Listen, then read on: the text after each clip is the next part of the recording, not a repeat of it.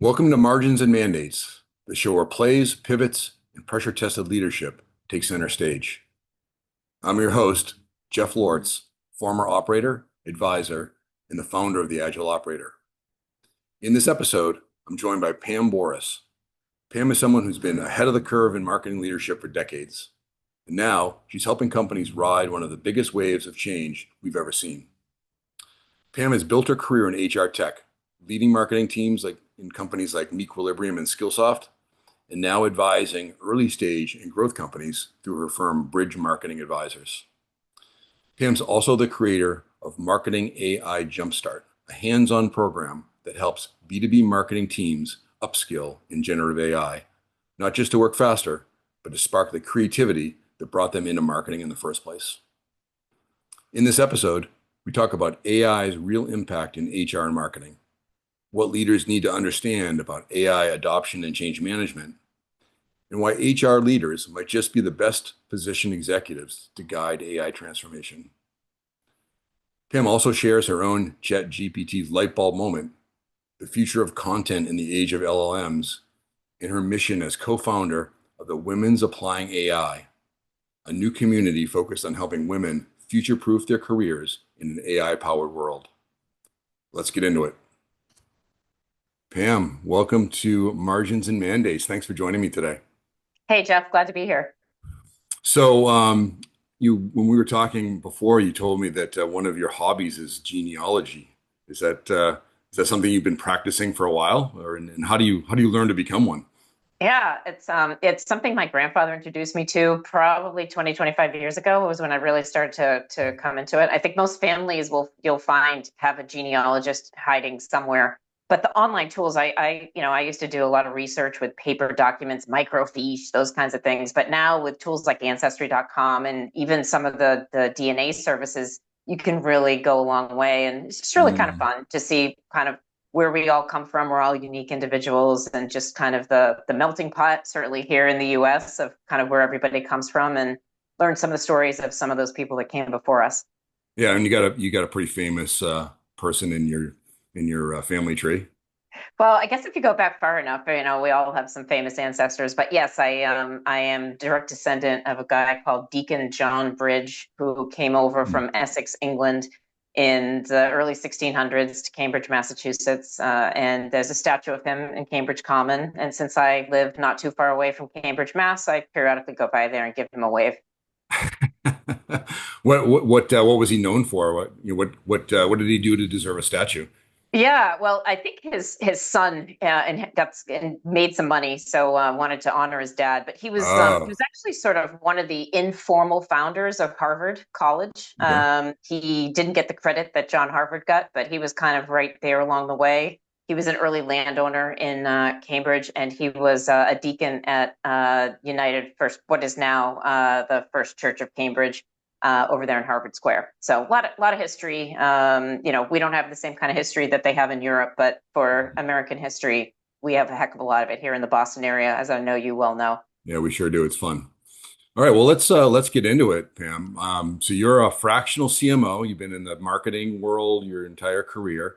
You've now kind of got your own consulting firm set up, and you're focused, like most people, but really focused on AI and the application of AI. So tell me a little bit about your consulting firm and what you've been up to. Yeah, absolutely. So my consulting firm is actually called Bridge Marketing Advisors. It's a little bit of a hat tip to my ancestor John Bridge, but also it's a bridge for my clients, really, to bridge the gap if they need new marketing leadership, or they're not quite sure what's going on. A lot of times the calls that I get are from a CEO or a chief revenue officer saying something's not quite right, but I'm not sure what it is. Hmm. I work exclusively with B2B tech companies in the HR technology space. So I've been in that space for 25 years, and there's so much happening in HR technology, everything from recruitment to employee experience, compensation and benefits, and certainly learning and development, which is where I spent a bunch of my time. And AI is having a massive impact on the HR space. Everything from, AI-driven recruitment, for good or for bad. There's some great Hmm. examples of that, and then there's a lot of not great examples. But I really try to help AI forward companies in the HR tech space to make an impact, not only for employers in terms of finding and keeping the right talent, but also making work better for employees, right? We all spend so much of our time at work, and I think there's a lot that technology can do to make sure that employee experience is great so that every person is living up to their full potential. And you find yourself working mostly with early stage companies, working on product market fit. Um, Yeah, quite a bit of early stage companies, but also because we're in such a transformative time, sometimes I'm working with companies that are bridging the gap, trying to figure out what's AI mean for them. They're not maybe AI native, but they want to be AI first in both their technology, their approaches. So both. I think a lot of companies are going through this transformation, and we're going to see a lot of interesting disruption over the next 5 years as some small AI first companies actually challenge some players that are kind of long term players. I think that's going to happen in all industries, but we're certainly seeing it in HR as well. yeah, I mean, just, SaaS in general, right? I mean, there's some prognosticators that say that SaaS is dead, right? And that, everyone's going to be replacing their SaaS subscriptions with an AI agent or a set of agents. But finding ways in which you can take AI forward companies and differentiate them, and then find product market fit, and then market them and message them successfully, right, is really quite a challenge, right? It's Yeah. and not everybody has solved that, so it sounds like an interesting place for you to kind of interact with your prospects in that way. So Yeah. so tell me a few things that are happening in the HR world that are notable, Mm. right, as it relates to AI. Yeah. Well, when you think about it, I mean, HR is a compliance kind of oriented function. There's a lot that has to be done. There's a lot of private information that needs to be protected. So I think HR tends to be a laggard in terms of technology adoption. Mm, HR is not going to be the first to build, some kind of agentic, tool that's going to figure out payroll processing, for example, right? I mean, those are like high stakes, high compliance, high data security areas. But there's a lot happening in recruitment. I've seen some really interesting stuff. And for example, always on conversational recruiting to really help folks get through those initial screenings. mm, I've heard some great stories of large enterprises that do big campus recruiting, for example, and they're able to kind of take those conversations to a new level quicker rather than waiting to meet somebody at a job fair on a campus. They're able to really build that talent pipeline. It's mm, all about velocity and speed now. So, yeah, tremendous amount of stuff happening in HR, and employees have an expectation about the relationship that they're going to have with their employer and the kind of, for example, health and benefits that they're going to have, right? We live in an era now where healthcare affordability is extremely challenging, and a lot of companies, a lot of people rely on their employer-sponsored healthcare. So that employee-employer responsibility and relationship is kind of always kind of getting to equilibrium. mm, As the job market, right now there's kind of a lot of volatility in the job market. You might remember like 4 or 5 years ago during COVID, it was really hard to hire good people. So it's always a little bit of a volatility in the market, and the technology has to keep up to do what employers need to have done. and to what extent are new job applicants now having interviews with AI agents as part of the interview process? Yeah, I think you hear the horror stories more than you hear sort of what's Mm, regularly happening. You hear the stories of somebody turning up to what they think is going to be a Zoom interview like this, and actually there's a chatbot on the other end. It's not really a human. So, I'm sure that would be extremely disconcerting as a candidate. I have not seen that personally. You also see people who are creating avatars to go to some of those initial screenings, right? So they're saying, well, if you're going to interview me as a machine, I'm going to replicate myself, and I'm not going to spend my own personal time. I'm going to send myself to 5 different interviews. So it's gotten very difficult. There's a lot of ghosting and kind of bad behavior. So, it would be interesting to see what happens. I hope the technology is used for good, but it's definitely it's a tricky thing on both sides. I hear it from both employers, who are trying to find the right candidates, and I certainly hear it from folks who are out on the job hunt, having to send hundreds of resumes to get dozens of interviews to, maybe come down and be the second runner up in a job mm, offer, which can be mm. very disconcerting if you're in the job market. Yeah, it's interesting. Well, of course, all the advice is that before you go to an interview, you hire your own chatbot to do a fake interview or a practice Yeah. interview, right? Which I Yep. think is a valuable use of your personal AI Well, subscription. 100%. And then I think candidates should absolutely do that, right? What Yeah. kind of questions can here's the job description. I'm going for an interview tomorrow. What kind of questions can I expect, right? And help you come up with some of the answers. I think you can do personalization at scale, right? I mean, remember the days of writing individual cover letters when you wanted to Mhm. send your resume somewhere? Now you can Yeah. really customize not only the resume, but your cover letter. And then also people's online sort of profiles, whether what they're doing on LinkedIn or what they're doing in other social channels, can either be a real positive or a negative for a candidate when employers go to look at certain individuals. So it's a really kind of a 360. If you're a candidate, you really need to see what your online presence looks like, in addition to using these tools to help you with that job search. And part of your practice is learning and development around AI. So tell Right. tell us a little bit more about that. Yeah, absolutely. So I think this was really kind of my biggest, most recent pivot. So I had my Chat GPT moment. You hear people tell their stories about their Chat GPT moment. This happened to me in December of 2022. I was at the company holiday party. One of my team members said to me, "Have you heard about this Chat GPT thing?" And I think at the time I didn't even know what generative AI was. I certainly hadn't heard of this tool.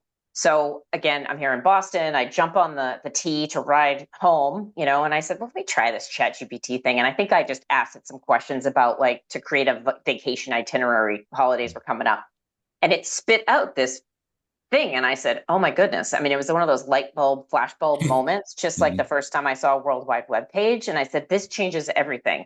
And from a marketing perspective, I was thinking from content creation to how people are going to interact with websites to the new kinds of searches that people are going to do. I could sort of see that all that was going to change. So I kind of spent 2023 watching everything happen, try to learn as much as I could, build some AI tools and functions into my marketing team. I was a CMO at an early stage company at the time. And by the time the end of 2023 rolled around, I said, you know what, I have got to really jump into the deep end of the pool on this stuff. I'm at the age and stage in my career where I can do that, where I can take a risk, where I can leave full-time employment, start doing this fractional work. And I just started learning as much as I could. I took a course at MIT. And during this course, which was all about AI, I built what I call Marketing AI Jumpstart, which is a team-based upskilling program for marketing teams. There's no lack of AI training out there, right? You can find Mhm. it for free and it's for sale. But what I think is different for my program, that I think is a differentiator, is it's team-based. AI is a team sport. And when people start to see what their colleagues are doing and start working on use cases together and refining together, that's really the power of a marketing team. So I've seen this be very, very effective, and it's just truly a joy to work with marketers and watch them go from burned out with a list of to-dos that's as long as your arm to really feeling that creative spark again, because they're able to offload some of that repetitive and dull work in order to really focus on the creative campaigns and ideas that got them into the field in the first place. So that's been really fun for me to bring Marketing AI Jumpstart to teams to do that. Interesting. And do you have a way to kind of evaluate a marketing organization's AI maturity, for Yeah, example, to there's benchmark it? Yeah, it's a great. I need to build something like that. But Mhm. really, what I do is I look at a lot of marketing teams have brought in tools, and there's like tool sprawl all over the place, right? And there isn't. It's not unified. It's not pointed to the same data set. My advice is to always kind of start with your existing tech stack, right? Because there's a lot of technology already in your existing tech stack, in your CRM and your marketing automation system, and in your other data tools. Look to see what AI capabilities exist. I often say to clients and people that I talk to about this, you need to ask those questions of your vendors, because there is a lot of AI free dust kind of sprinkled out there. There's AI in every messaging of every technology provider. But you need to ask those hard questions of the team at these solution providers and say, okay, well, does your AI capability do this? What is it using for an underlying LLM? What is your approach to ethical? What is your approach to hallucinations? And half the time, they're going to need to bring a solution engineer onto your call, because you're going to be asking those hard questions. So I do say, like, start where you've already made those investments in your tech stack.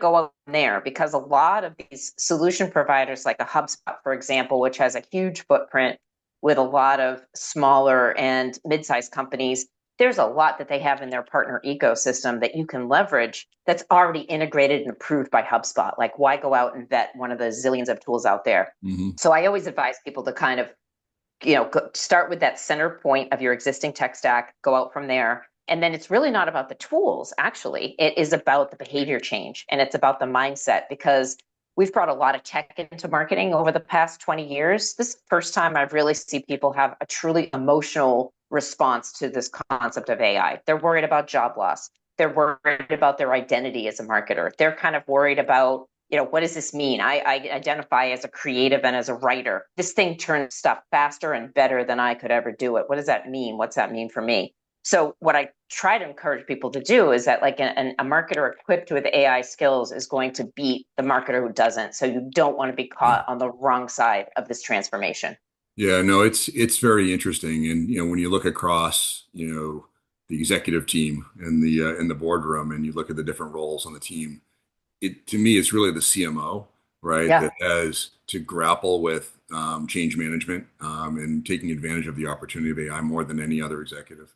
Um, 100%, there's so 100%. there's And so many different dimensions. I mean, you've only mentioned a few, right, in that last dialogue. The creative side is the most obvious, and that's probably where you see it start.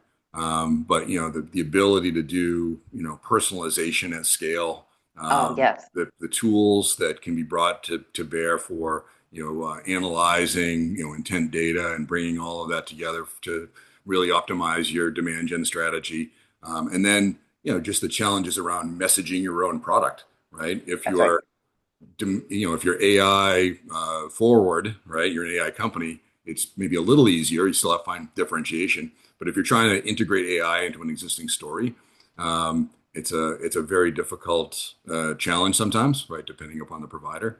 And Yep. if you're trying to get your customer base right to stay around and not grab onto the next AI tool, then you got to prove to them why the future is with you, right, not with 100%. somebody new.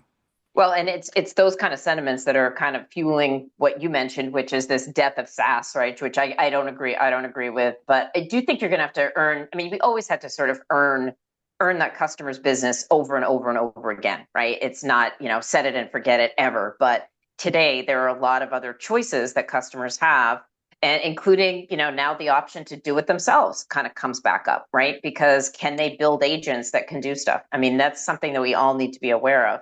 And I mean, I think one of the biggest disruptions we need to think about as marketers too is people's search behavior. There are a lot of companies that really optimized for Google search.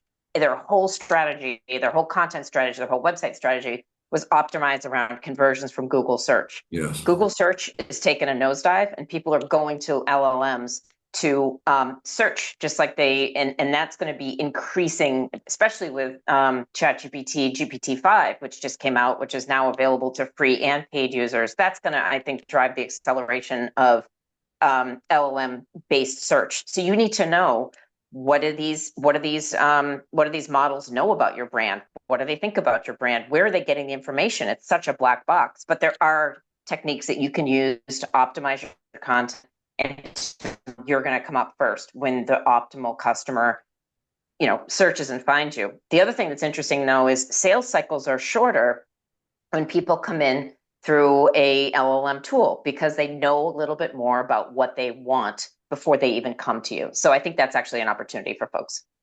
Interesting.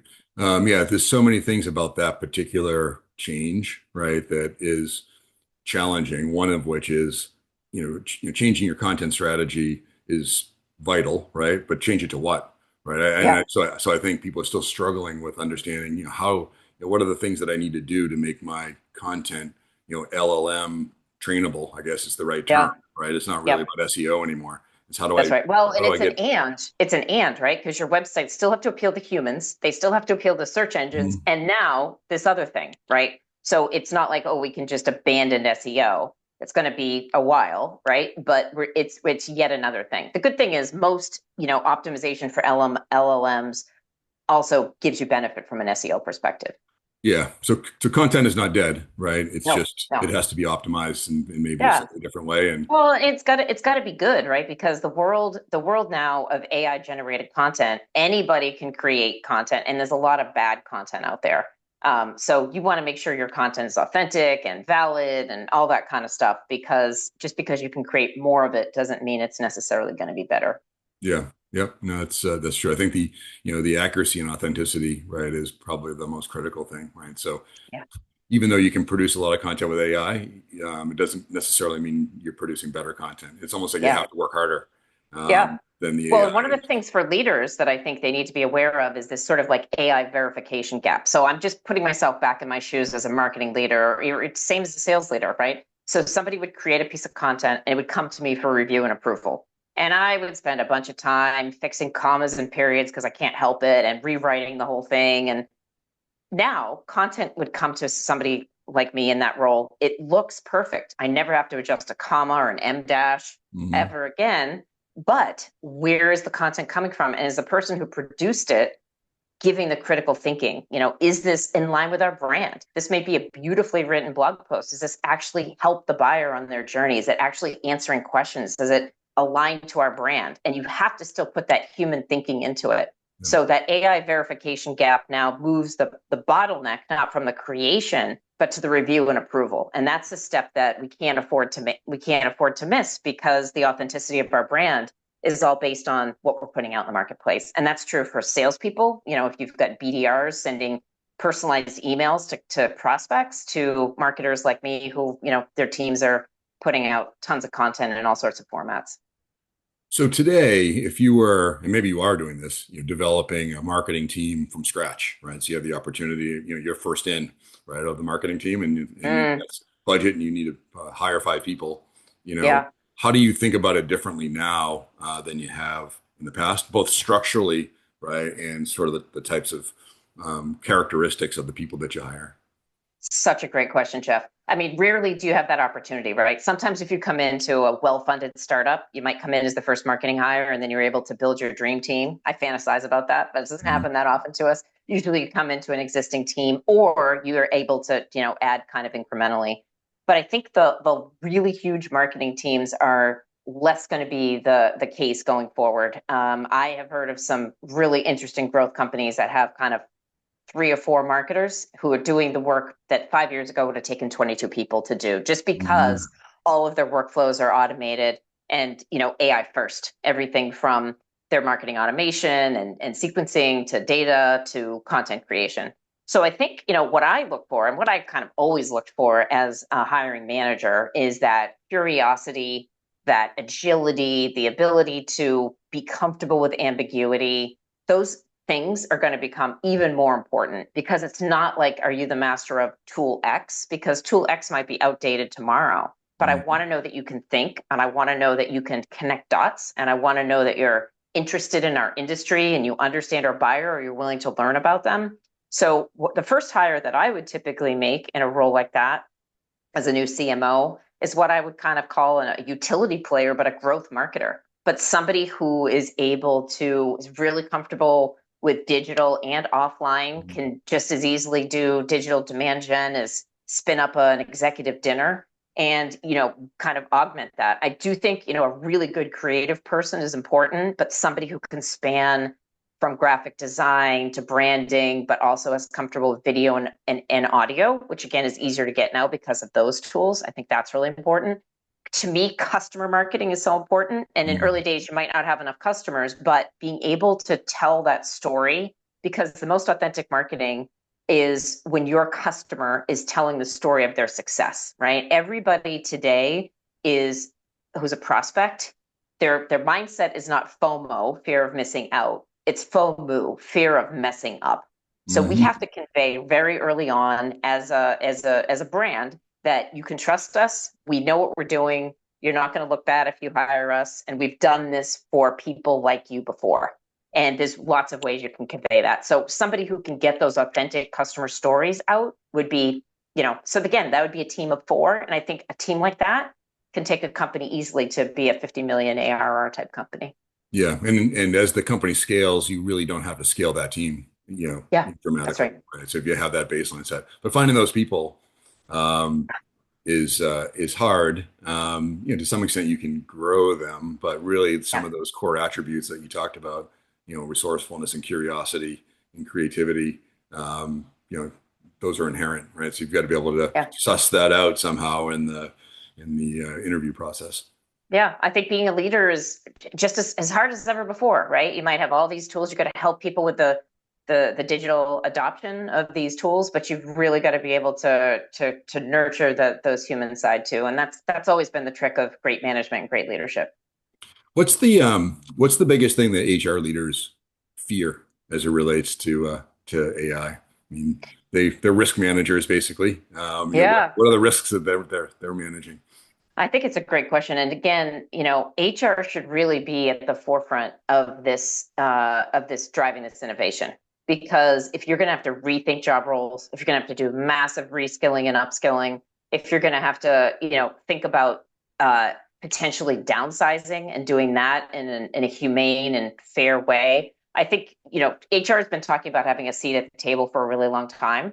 Mhm. HR got a seat at the table overnight with COVID, right? Those are the people who are figuring out work from home policies and return to work strategies and vaccine mandates and all of those things. So HR was kind of elevated to very prominent roles during that time. I think they just need to continue to grab the mantle and say that this isn't a technology problem. This is a people problem. This is a culture problem. This is a transformation issue. And who better to be driving that than HR in partnership with all the other executive teams? But I think, and there are definitely some AI forward HR leaders who I think, are really kind of taking the charge, and hopefully other folks can learn from them. Yeah, that's interesting. I mean, the role of AI transformation leader, right? Or, some variant of that title, right, has been thrown around. I mean, there's companies that are hiring those people. Yeah, But advocating the HR person as as potentially the leader for that actually makes yeah, some sense, right? yeah, Because most of it is coming down to, the people, how yeah, people perform, the way they perform, yep. how things are different now, and how people have to be able to adapt. And it's less about the technology It's and less about the technology selection. technology. Yeah. That's right. Yeah, it's about the guardrails, the governance, the rules and responsibilities, all that kind of stuff, and really giving the employees the opportunity to completely transition careers. You probably have some amazing people in your company who come out of different roles, and as you're looking at where the needs are going to be and where maybe you're going to have some job contraction, just to see where you can transition some job roles, that's going to be the challenge for HR folks too. Yeah. And you get involved in all the go-to-market functions in your practice. Um, I do. Yep. I'm kind of a generalist. I think the corp com side, sort of like the storytelling, the messaging, the branding, the influencers, strategy, PR, all that kind of stuff. That's really my sweet spot. You probably don't want to hire me to SEO optimize your website, but I know tons of awesome people who can do that kind of mhm, thing. mhm. And I think, marketers are generalists, but you're T-shaped, right? You're broad across, but then you've got some real depth in certain areas. And again, my advice when I help clients like to hire for a next CMO is to find where you need that depth and make sure you're hiring for that depth, but make sure that they have that breadth that you need as well. Great. Well, great insight. Super interesting.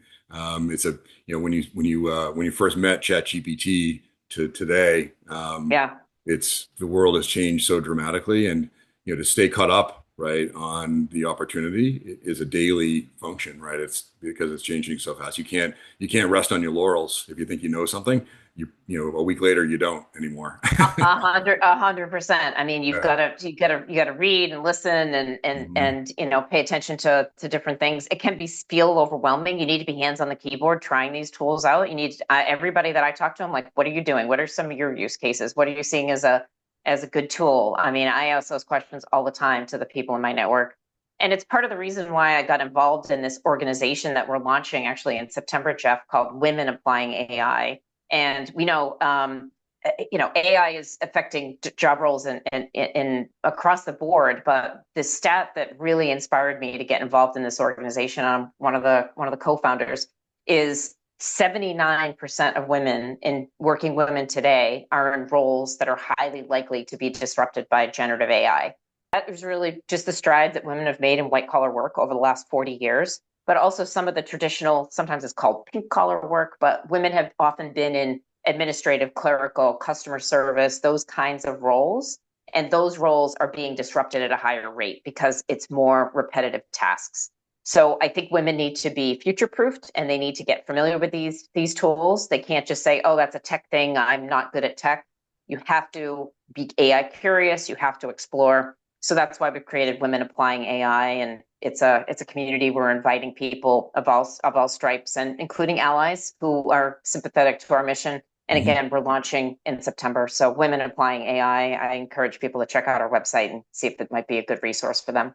Awesome. I'll get the link and I'll include it in the description. Awesome. Thanks. So, Pam, it was a great conversation. Really enjoyed chatting.